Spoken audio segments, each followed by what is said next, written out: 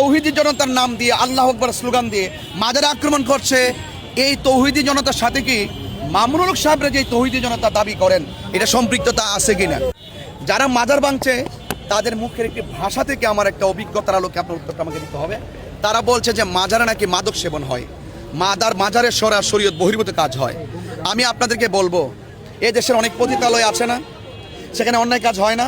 তো সেখানে তৌহিদি জনতার স্লোগান দিয়ে ওখানে গিয়ে পতিতালয় ভাঙে না কেন? যারা বলছে মাদক সেবন হয়, এই দেশে মাদকের গডফাদাররা আছে না? মাদক কোথা থেকে উৎপাদন হয়, কারা কারা মাদকের সাথে সম্পৃক্ত, মদের যে বারগুলো আছে যেখানে ওপেন মদ তারা পান করছে এবং বিভিন্ন মাদকের সাথে সম্পৃক্ততা আছে, তারা তো ওখানে তারা যাচ্ছে না। তো আমার প্রশ্ন হলো আল্লাহর ওলির মাজারে তারা যাচ্ছে কেন? আল্লামা গিয়াসউদ্দিন তাহিরি হুজুরের সাথে আমিও একমত। বাংলাদেশে কিন্তু অসংখ্য বার আছে, লাইসেন্সদারি বার আছে। তৌহিদি জনতা ওই বারে গিয়ে কেন হামলা করে না? তারা যে একটা ট্যাগ লাগাই দিছে, সেখানে জুয়ার আসর বসে, সেখানে মাদক আসর বসে। তো আমার কথা হচ্ছে বাংলাদেশের লাইসেন্স দ্বারা তো অনেকগুলা বার আছে, তো তৌহিদি জনতারা ওখানে গিয়ে কেন হামলা করে না?